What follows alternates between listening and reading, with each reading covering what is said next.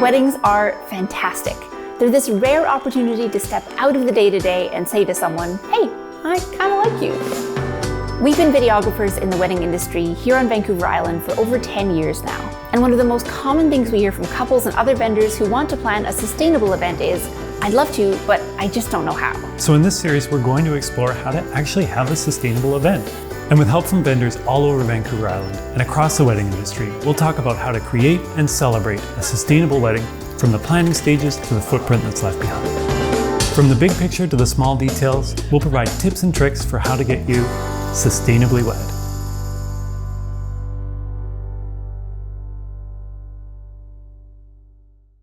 If you've watched our first 2 episodes, you'll know that the first 2 steps we recommend taking towards a sustainable wedding are, first, start with a sustainable mindset. And second, work with people who share that mindset. Those 2 steps will really help set you up for success in the rest of your planning. But they aren't really that tangible, right?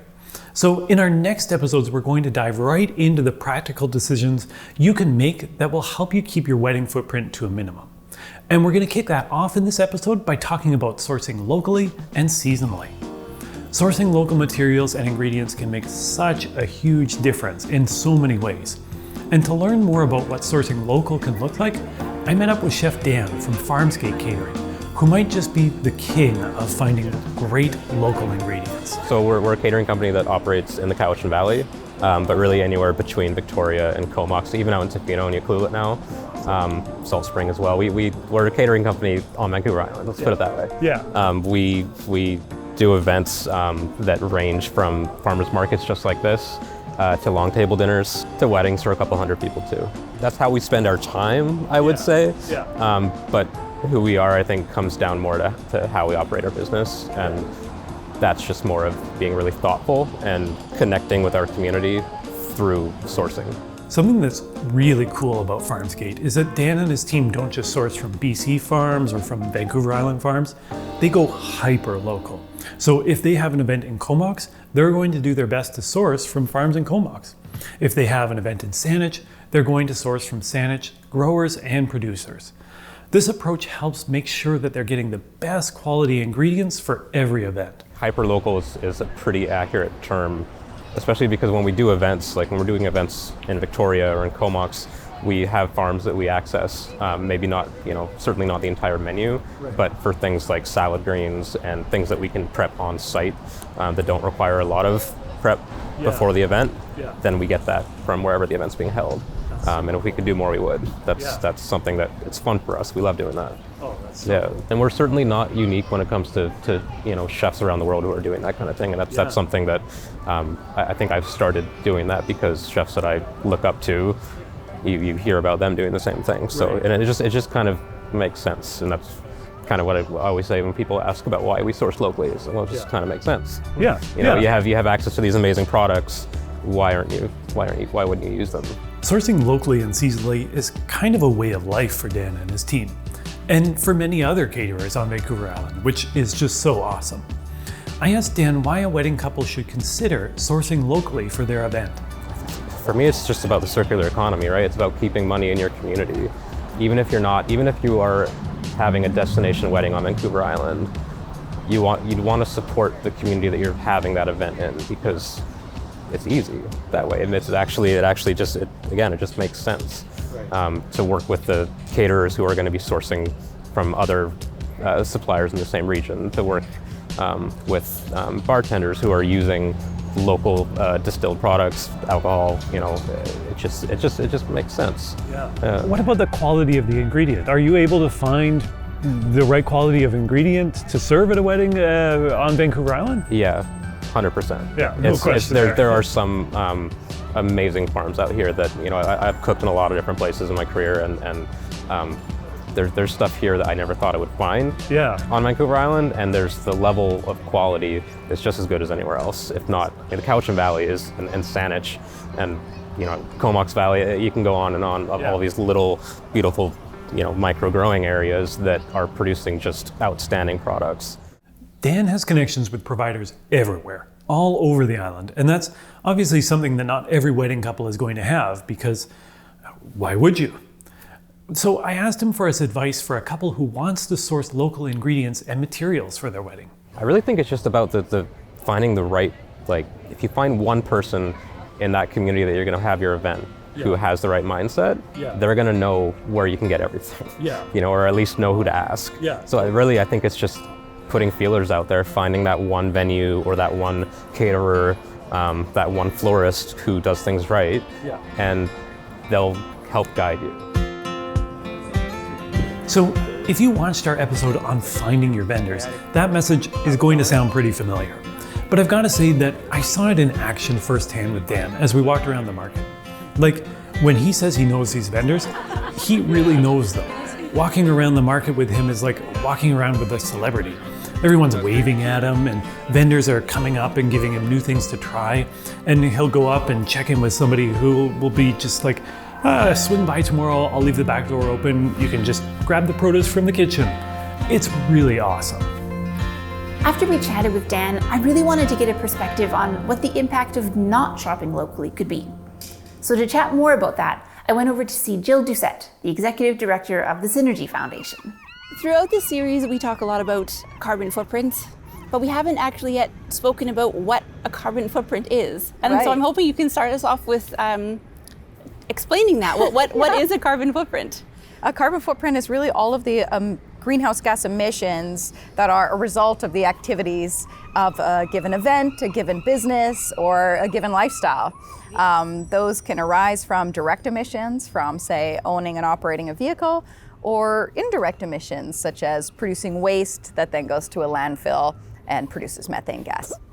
When it comes to produce and where you're sourcing from, the transportation emissions can be incredible, especially if you have produce that goes bad quickly, in which case it needs to travel by air to get to its destination.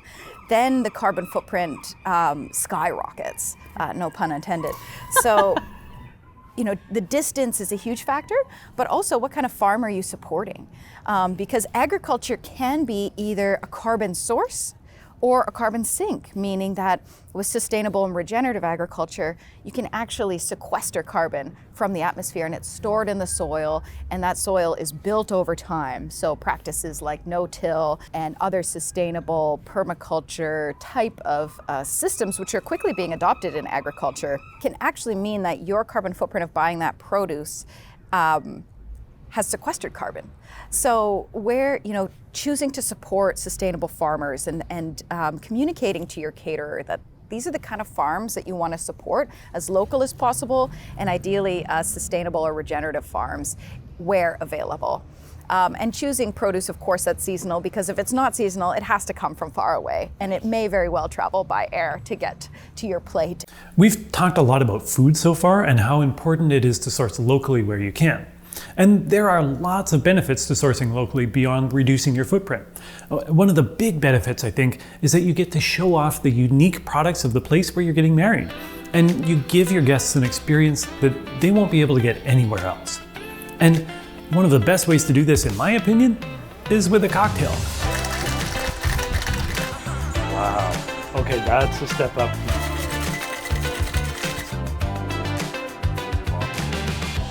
Yeah, I mean, we make some literally world-renowned spirits in addition to beer and wine in BC. But if we're looking, like, if we're really zeroing in on Vancouver Island, there's some just fantastic stuff being made using things that are grown here, things that are foraged here. It's a fertile land, so there's a lot of opportunities. Andrew is the co-owner of Twist of Fate Craft Cocktails, and he's just incredible at what he does.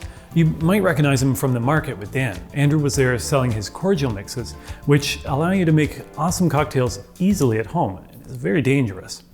He's an incredible bartender, but he's also just a wealth of knowledge and expertise.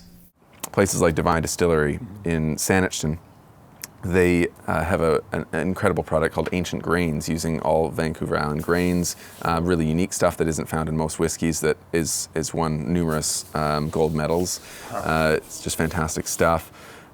They also make the product we have right here called Honey Shine, distilled from honey, which is in the mojito here. But yeah, it's just a plentiful array. I brought some just kind of as an example of the amazing spirits made in BC and on the island in particular, just because there's lots out there, and you know, why buy something that is made in France when you can have a similar yet more unique and craft product that's made you know, within your own town or community. Definitely. Well, I mean, when you think about, you know, a cocktail like this, you won't get this anywhere else, right? Because the ingredients are so unique to right here. For sure. There's a story behind every cocktail, and for our wedding clients in particular, we often have one to represent each of the wedding couple. So there's their own interests behind them, but then also products that represent where they're from. Right. And so when their family members from the United States or from Europe or South America are here, they get to showcase cocktails that represent where they live. And it's pretty fun to be able to create a menu that represents that. There are some challenges to sourcing everything locally for some cocktails or products. Although we can find great stuff here on the island, there are limits. And Andrew explained that when that happens, he's able to do the research to find good quality, sustainable products from around the world.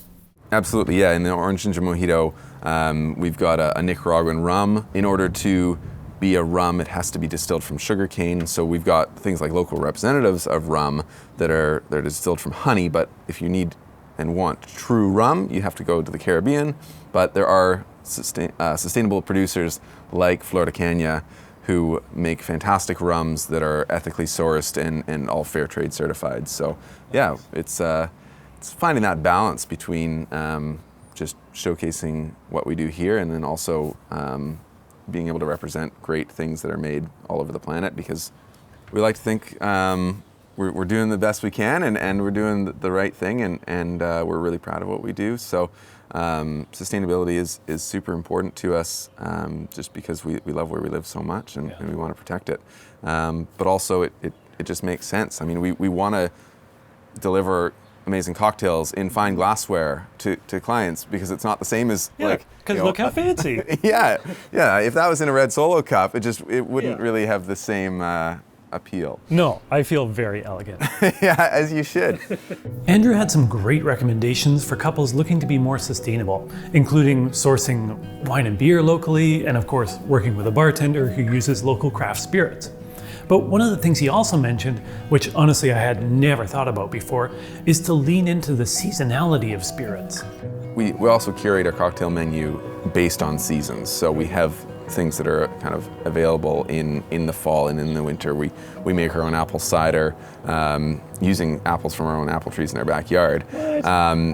That is only kind of a fall cocktail item.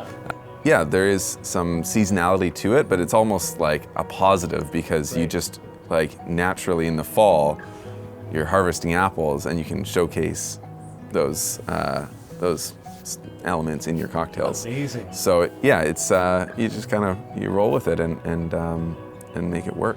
Speaking of seasonal and local, one of the areas of a wedding where seasonality is so important is your florals.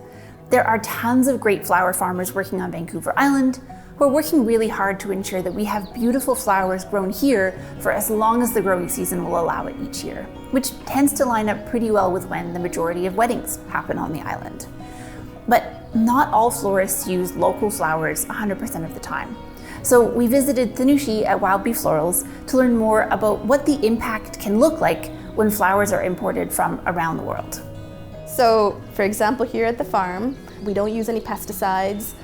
So it's all, just working with the soil to make sure the plants are healthy. We cut it, we put it into a bucket, it goes into the floral cooler, and when it's time to plant for the event, the bucket comes out, we arrange, and then the rest of the footprint is just like if it's a delivery, like we go into the car and drive for 10 minutes and it's like, here's your flowers, or they come and pick it up. Yeah. Whereas, let's say like you're getting roses that's grown in Central or South America, it's grown to be extremely productive. Like people have to sometimes wear hazmat suits to like go in to like fertilize it. So it's like a lot of fertilization, a lot of pesticides, and also that affects like the farmer health as well that we don't necessarily get to see. And once it is harvested, it comes to a transportation facility, so usually airplanes. If the airport authorities detect like there's a fungus here or there's something wrong with the plants, like all of those plants get destroyed.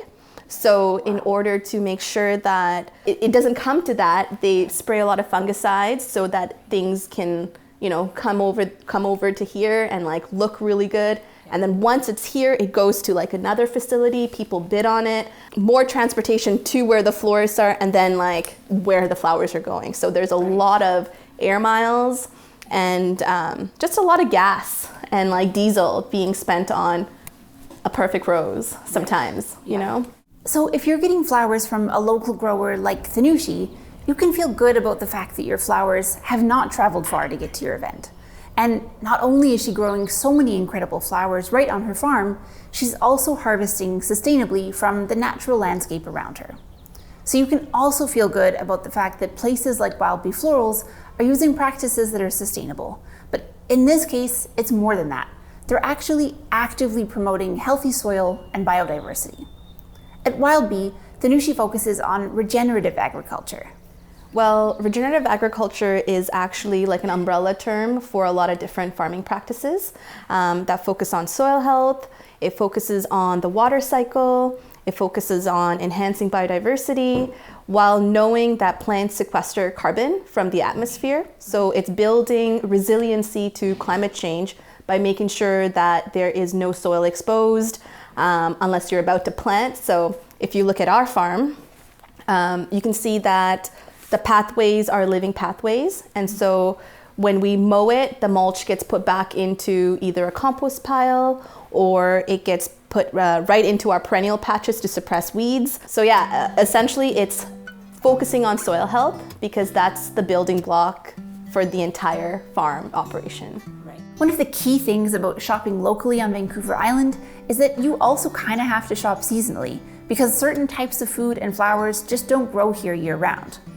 And if you had a certain type of flower in mind for your wedding, that might be kind of hard to adjust to. So I asked Thanushi about that and what couples can do to shop locally and seasonally and still get something really awesome. There are so many beautiful flowers that are growing at all times of the year. So just by being open to it, you're also ensuring that you're gonna have a beautiful wedding too. Like, things that folks are sometimes hyper-fixated on, like peonies and roses and ranunculus sometimes, like there are dahlias and like zinnias and tweedia. Like there are all these like magical flowers that you wouldn't even consider, but now are part of your event. Right. And that's beautiful. Yeah. I think it brings a really cool story too. If you're in a place that's really special to you for your wedding, and then you're adding on these local stories and these local makers, and you give perhaps the chef a moment to talk about where that food comes from. That psychologically makes the food even more delicious and special to be able to hear that story. And I think that just adds a really special element to a wedding. And in terms of pre-wedding prep, going around and tasting different local beverages and food and visiting farms, it's probably one of the most fun parts of planning a wedding. Absolutely. Any day that you get to go and taste foods and go to beautiful places, that's a pretty good day. Yeah. And that's exactly what we did next. When we met up with Chef Dan from Farmsgate, he offered to make us a dish using local ingredients to show us what's possible. And I mean, when Chef Dan offers to make you a dish, you accept that offer. So we met up with Dan at Keating Farm, which is a working farm and wedding venue in the Cowichan Valley, to watch him work And we took Jill's advice and asked Dan to tell us about the menu. Just listen to how many of the ingredients he was able to use right from Keating Farm itself. Brunch is something that I love. I think I'm one of the few chefs that actually will gladly cook brunch fare. But yeah, so we had a couple different like bennies, you could say. So I made sourdough English muffins, radish top pesto on there. That's one of our products that we use to kind of eliminate waste in our kitchen. We have eggs from these guys. There was some flowering brassicas, so brassicas that we had some heat recently, and it had one of the farms I work with had all their stuff bolt. So she contacted me and said, hey, do you have any use for any of these? And that was just this morning, literally. So it was a nice surprise to add to the meal. This is a quiche here with a hazelnut crust. There's hazelnuts on top from Keating Farm. The greens are from a local farm, and then they're dressed with honey from these guys. The hive's just literally behind the house. Yeah, it's really just good ingredients, makes good food. Yeah, well, I can vouch for that now. I'm sitting down around the table here with Chef Dan and his brother Michael, who run Farmsgate Catering, along with Rebecca and George, who own Keating Farm, which is the incredible venue for this meal, as well as a working farm. I was so happy to sit down with them, not just to eat these incredible eggs benny and the quiche, but also to ask them about farming and the local food community. I think the variety is like surprising to people. Just that people don't know the variety that's on the island. I also think the passion of the producers is very strong on Vancouver Island. So I think that maybe, and it's not unique per se to Vancouver Island, but all the producers are very, very passionate. So that's something a little unique. Yeah, the number of artisanal producers that we've come across is pretty staggering, and the quality, it's world-class quality, absolutely. And that was a big part of what drew us to the Valley, was that this was a perfect place to be part of that community. And I think there's an incredible culture around collaboration as well, which is really, really fun, where there's these artisans that are really excellent at their craft, but they love working with other artisans that are really excellent at their craft. And there's this beautiful kind of partnership that can get created, and it can be super playful, and you can create things that you would have never thought that you were going to be creating, which has been a lot of fun too. Well, and what I love about all that, and this being such a unique, not only place, but community, is like, if you're bringing guests here for a wedding, you're bringing them from out of town or out of the country, why not show this off? Like, this is so cool. It's so unique. You're not going to have eggs benny like that anywhere else. Why not show that off to your guests? Yeah, and you're also showing off like everything about the community. You know, like we have a plate, and even like just beyond what these guys are producing, there's still, I'm using flour that's milled in Cowichan Bay to make both of these products. You know, people, I often say that people don't actually know how much is packed into everything that they're eating when they're eating with us. You have a wedding here, it's not just us and you guys and the bartender or whoever, it's also every producer that everyone's supporting to make that event happen. Keating Farm isn't just a local farm and an awesome venue with great ingredients. They also put sustainability at the core of what they do. And for me, it's another reason to work with local vendors, because you can actually visit and see what they're doing and see the impact that they're having. Rebecca and George take a regenerative approach to farming, just like Thanushi does at Wild Beef Laurels. And I asked Rebecca how that approach can help actually sequester carbon. I think agriculture has been villainized in a lot of ways with respect to climate change, and regenerative agriculture sequesters carbon. It reverses climate change. It's actually fighting that battle as well. And so it's a way of farming that is almost exactly opposite of kind of the way that industrialized farming has been. Well, the way that you're farming, rotational grazing, it actually retains more CO2 in the soil than if you were just to plant trees out there. Right. So if more people were doing this, if more farmers were doing this, it would create a little bit of a better climate for us. I've always said that if people were to take into consideration all of the impacts of what they were doing and making those types of business decisions, that they would always be driven to the right answer and the most environmentally friendly and sustainable answer. But that there's always, if you're looking at just the pure economics and hard costs and you're excluding the environmental impacts and the social impacts and all of those other impacts, and you don't account for those in your analysis, you can end up with really bad decisions that drive you in a way that have all these other consequences that you haven't accounted for.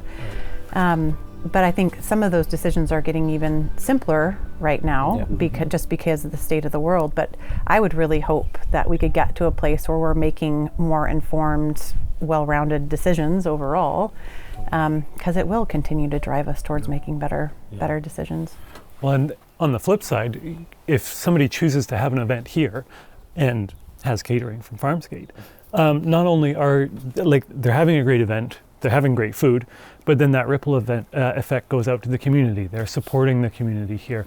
But then you're sequestering carbon here. So they're actually, that event is having a positive impact. Yep. That's super cool. You don't often think about an event having a positive footprint. Mm-hmm. We often think about them as they just have to have a negative one. We're going to have to accept that. Yeah, how to mitigate that the best we can. Yeah. But you can actually make choices that have that ripple effect here. Mm-hmm. And then also eat really good food and be in a gorgeous place. Yeah. It's also a good decision. It's always a good decision. Always a good decision. There's more to come about all of this. And in our next episodes, we're going to talk about reusing, recycling, and reducing to help bring down the footprint of your event. And eventually, we'll talk about that big idea that came up over dinner. The idea that you don't have to have a negative footprint with your wedding. You can actually have a positive impact on the environment. And when you think about it, that's a pretty awesome way to start a relationship. So if you want to learn more about that and so much more, stick around for the next episodes.